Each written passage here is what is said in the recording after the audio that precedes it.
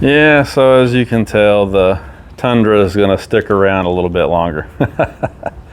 So I guess I need to give you an explanation of what's going on here. So, you know, my Jeep sprung that really common timing cover oil leak. It's unfortunate because my Ram did the same thing. I was really hoping that the Jeep would not suffer the same fate, but it did, unfortunately. And I'm not your typical Jeep owner. I really honestly rely on my truck. I've got to have my truck. I use it every week. You know, chores as simple as getting my trash can down to the end of the gravel lane, which is a half mile of gravel on trash day, all the way up to more serious things like hauling the tractor around or you know, going to the hardware store or the lumber yard to get lumber to do projects around here. You know, I'm using my truck as a truck every week. I've got to have my truck.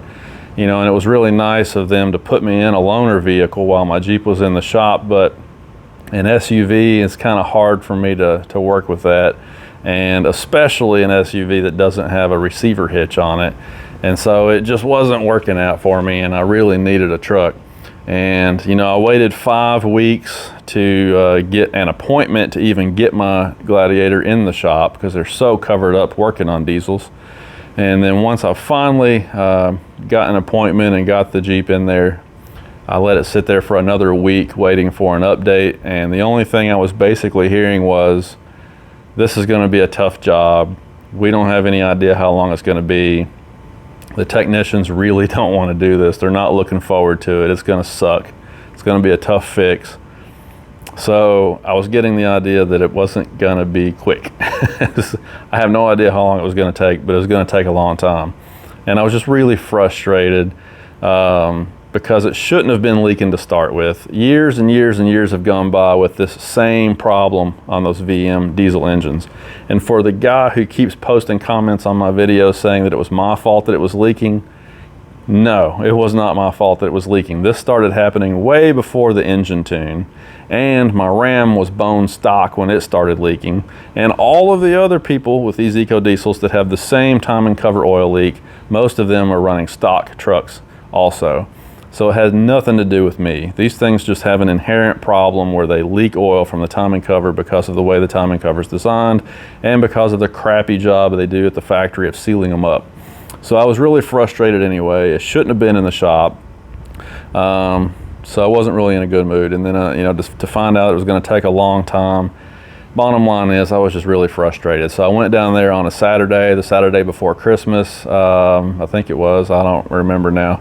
And to kind of get an update, so you know, kind of see what's going on here, feel them out, and I wasn't getting a warm fuzzy feeling. So in the back of my mind, you know, I love the Jeep, which is why I ordered another Jeep. It's so fun, such a cool vehicle. You can do so many different things with it. Lots of projects, lots of add-ons. It's like a big toy. You can do all kinds of things with it. I took it to the Christmas parade. I took it out on the trails. Pulled my trailer with it. It was kind of the jack of all trades. I really love my Jeep, and I want to stress that I still love Jeeps. I really do. And overall, I'm still a fan of diesel power too. I just love diesel engines because I grew up around them and everything. So I'm not really trying to knock the Jeep. But in the back of my mind, I really kind of missed the roominess and spaciousness of the full-size truck. You know, I had that Ram, and it was just so nice. When the family got into it, we had all that space to stretch out, more room in the back of the cab to haul things if it was just the wife and I. It was just a much nicer interior, a much nicer place to spend time. You know, my son is already almost 6 feet tall and he's only 14 years old. We would get in that Jeep Gladiator to go somewhere together, my wife and I and our son, and his knees would be in the back of the seat. You know, and he complained about being cramped in there, which it was kind of cramped. You know, I'm a little over 6 feet tall, and that was my main complaint. You've seen the videos. My only real big complaint with the Jeep is just that they shaved so much width out of it. You know, they took almost 2 inches of room out of the width when they designed the JLJT platform, which made an already small vehicle even smaller. So bottom line is, in the back of my mind, I was kind of thinking, you know, I'm going to get a little bit farther along in this lease on this Gladiator, and then I'll probably go back to a full size. It might be a year, might be 2 years, but I'm probably going to go back to a full-size truck next time around. So, so that was kind of in the back of my head anyway. And then when all this crap started happening with my Gladiator, leaking oil, and by the way, it was getting worse. I was keeping on it week by week. I was getting up under there and checking it out, checking my oil level, and it was getting worse. It was to the point where at the end of that 5-week wait to get an appointment to get it in the shop, it was to the point where it was actually dripping off of the oil pan bolt heads and marking its territory on my garage floor. So it was definitely getting worse as time was progressing, and I was going to be without it for an extended period of time. And I guess to bring this full circle, it just gave me an excuse to go ahead and move up to a full-size truck again. So that's what happened. It's not that I didn't like the Jeep. It's not that I didn't really like the diesel engine overall. It didn't really have anything to do with that. It's just sometimes life happens. I do have a family. I do have other things going on besides YouTube. I'm not one of these young guys that can just dedicate my life to YouTube. I do have a family. I do have a life outside of YouTube, and I need more room and a bigger truck is what I really need, and this just gave me an excuse to do it. So anyway, I started looking, and I was like, okay, so if I'm going to go back to a full-size truck, what do I get? And I started thinking, okay, well, I've had Rams, I've had F-150s, I've had Chevy Silverados, I had a Nissan pickup truck. I've had pretty much every pickup truck on the market except a Toyota. And these are like super popular and famous trucks, and I've never had a Toyota truck. So it would be really cool to get a Toyota Tundra and, do a couple little things to it and kind of make it into a nice truck. So then I went and I started looking at the new 2022 Tundras, and what I found was that most of the dealerships are really marking them up. I mean, they're putting like, some of them are doing 7,500 markup. Some of them are doing $10,000 markup on the new Tundras. It's just insane. I've never paid sticker price for a truck in my life, much less above sticker. And I checked with a lot of different dealerships, and I just couldn't. First of all, it's going to be hard to get my hands on one right now because they're just now trickling in, and most of the ones that they're getting are already claimed. But the other thing is I'm not paying markup on a pickup truck. So then I thought, well, what if I get a lightly used, 3 or 4 year old Tundra and kind of revisit this, body style of Tundra, this 2.5 gen as they call it. It's been out for, it seems like so long now. We know that the V8 is going away for the 2022 trucks. So maybe it would be neat to pick up a lightly used Tundra and just kind of make it my own and make it what I need it to be. And along the way, do something I haven't done before, which is fool around with the Toyota. So that's what I decided to do in the long run, is just pick up this. I found this one owner, lightly used truck. I say lightly used, it's 5 years old. It's got 88,000 miles on it. But it seems to be in really good condition. It was really well taken care of. I mean, the guy was meticulous taking care of it. All the service records are on it. It's clean as a pin underneath and on the inside. Very few scratches on the truck anywhere. I mean, it's just a super nice truck. You can see the body on this thing is as straight as a pin. Look at that. So, I think it'll be a good canvas to work with. Going to start with doing the first little project today, which I'm going to show you here in a minute, which is putting on that interior grab handle because it doesn't have one. So we'll get to that in a minute. But there will be a few more things I want to do to this, just to kind of make it mine so it doesn't look like and function like every other Toyota Tundra out there. But anyway, that's what happened. It's not that I didn't like the Jeep, and it's not that there will never be another Jeep. It's just that right now I was frustrated. I needed a truck, and it was a good time for me to move on up for my purposes. So I guess with that being said, I hope you guys understand. I know some of you subscribe to the channel specifically for the Jeep content. I understand that, but there are a lot of other people who just like to see the off-road stuff, tire reviews, tractor videos, all the other kind of, other things that we've been doing on this channel. Some people have come from, different angles on this, different things that they want to see. So anyway, I understand some people just wanted to see Jeep content, and there'll probably be another Jeep one of these days, maybe sooner rather than later. I don't know. We'll see if this Gladiator 4xe comes out next year. I might just borrow one of those and do some videos with it. Might end up getting another Jeep for my son, who, like I said, is 14 now. So next summer will probably be trying to find him a Jeep to build up, because he has expressed some interest in Jeeps. So there'll probably be some more Jeeps. But anyway, I'm going to quit rambling on. That's what happened.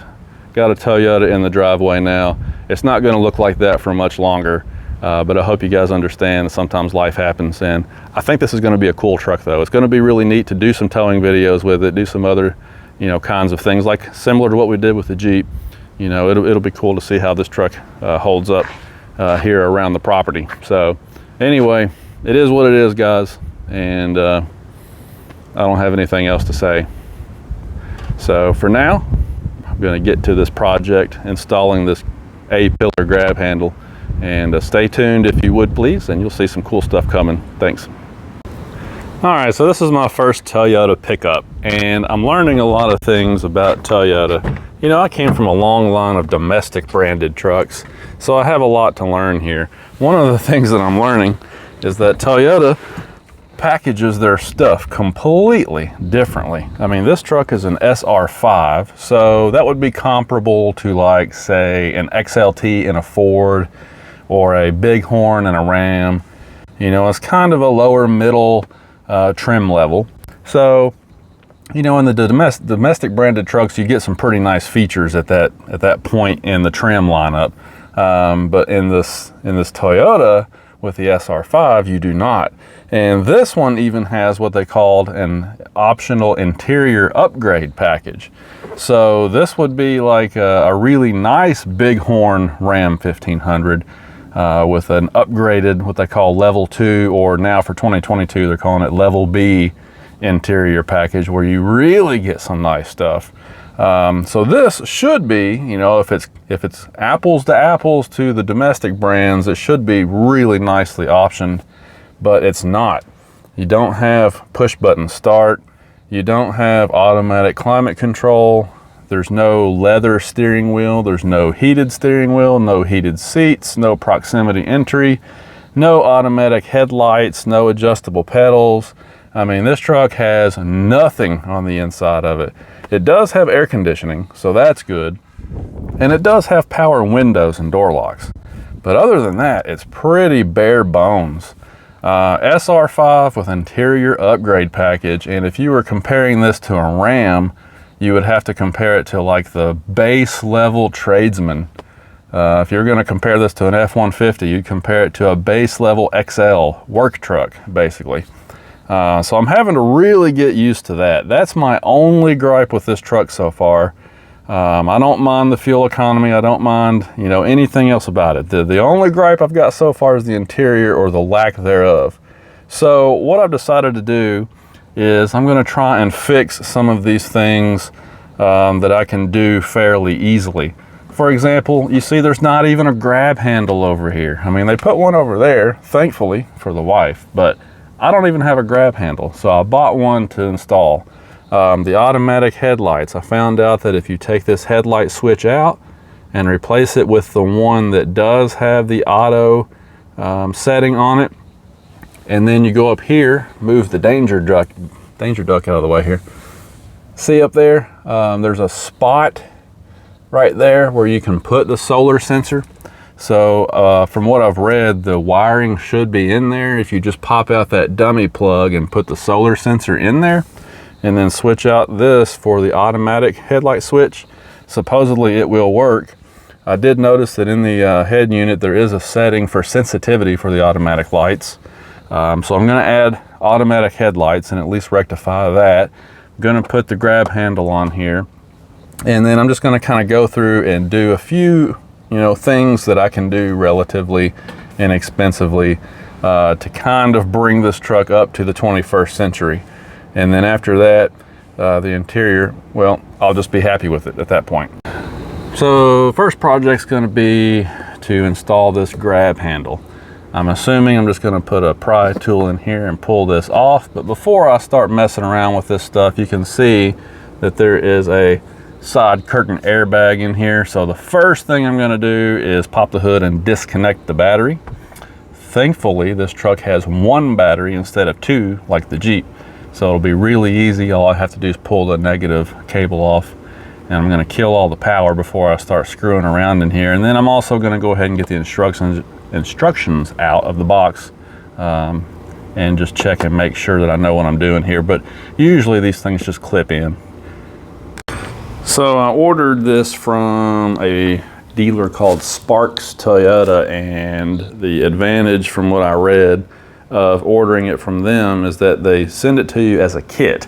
So technically this part is separate from the grab handle, which is separate from the hardware. But if you order it from Sparks, they sell it as a full kit, so they send you everything you need. Now I noticed that in the package, I only got one bolt, washer, and a retainer here, and obviously you need two. So I'm hoping that one of the existing ones that's in there maybe will be used for one of these. Hopefully I didn't get shorted a piece of hardware. I guess I'll have to take the old one out to find out. So first thing I noticed is the little tag there that says side curtain airbag or whatever. It reveals a 10mm bolt right there. So thankfully, I guess that one's going to get reused, and then the new one they provide goes in farther down here. So let me take this 10mm out, and then we should be able to pull this trim piece off. All right, once I took that 10mm bolt out, the whole rest of it just slid out, basically. I mean, that was as easy as it gets. You've got a pop rivet there, but that's no big deal. So if we compare the two, they are the same color and same size. So the only difference is this one gives you a provision for the grab handle, which makes a guy wonder why in the world they didn't just do this to begin with. Who knows? And you can see the side curtain airbag in here, so obviously you want to be extremely careful with this. Now it looks like, now that I'm looking at this, that I'm getting ahead of myself here, because you can see how this top hole obviously is already threaded because that's where the existing one was. But that retainer that they gave us, we're gonna have to pop that in here on this second hole. That way the new bolt will have something to thread to. So we're just gonna go ahead and put that retainer on there, and then I'll slide this new plastic piece in, and then we'll bolt down the grab handle. I mean, it's pretty self-explanatory from here. I'm gonna put the camera down and use both hands and concentrate so that I don't screw up and mess this airbag up. That would not be good. And also, by the way, you can see that I just gently pulled the weather stripping away here to make it a little easier, so we can put that back on when I get done. So let me finish this up and I'll show you the finished results. I think it's gonna be an awesome mod. So something else that I had to do is a little cosmetic surgery on this, because when this thing comes out of the box, it's just straight across here. This edge comes straight across. You've got material goes all the way down to this edge, and the one that came out of the truck was missing all of this. And the reason why is because you've got a speaker wire right over there that it has to straddle when you put it back in. This thing has to straddle that speaker wire. So I had to do some cosmetic surgery on it. I'm going to get a Dremel and probably clean this up a little bit, and that way I'll be able to reinstall it just like the old one. So you'll notice I took the speaker cover off. It just pops off. The reason I did that was so that I could see what was going on in there. I couldn't figure out why this new A-pillar trim wouldn't go back down in there. So I took that speaker cover off so I could see. That's when I realized that I had to cut some material out of it to make it straddle the speaker wire. So I can just pop that back in. Unfortunately, you see the little white clips on there? I lost one of them, and I think it went down inside the dash somewhere. So I'll have to source another one of those maybe. But anyhow, that's pretty much all there is to it. Now when you start to reinstall, you put your handle on there. You can use the existing 10mm bolt up there. The bolt that they provide you for this one is an 11mm. I don't know why they did that. I wish they would have used the 10, would have been a lot handier. But anyway, now I just got to tighten it down, and I think it'll be pretty sturdy. But it looks so good already. Now, unfortunately, there were no instructions in the box. So as far as torque spec on these bolts, I have no idea. I can't really tell you. So I just torqued them down by feel. I don't think you want to over torque them, because obviously you don't want to strip out anything, you know, because the metal is somewhat thin up inside the A-pillar there. But you do want them tight enough, obviously, that it's secure and you can use it to pull yourself in the truck.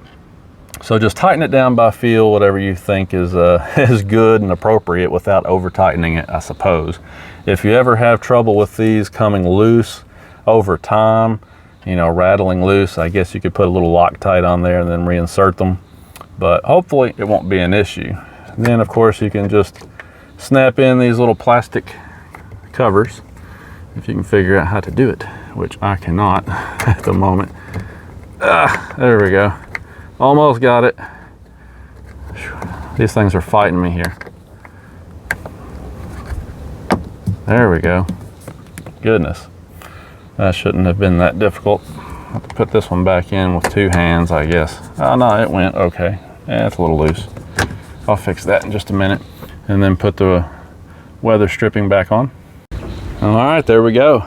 No more walking up here and putting a foot on the step rail and then having to grab the steering wheel to get in the truck. You can actually use a grab handle the way it should be. So there's one mod knocked down, and it matches the one on the other side pretty well. Cool. Now I'm gonna have to move on to replacing this light switch.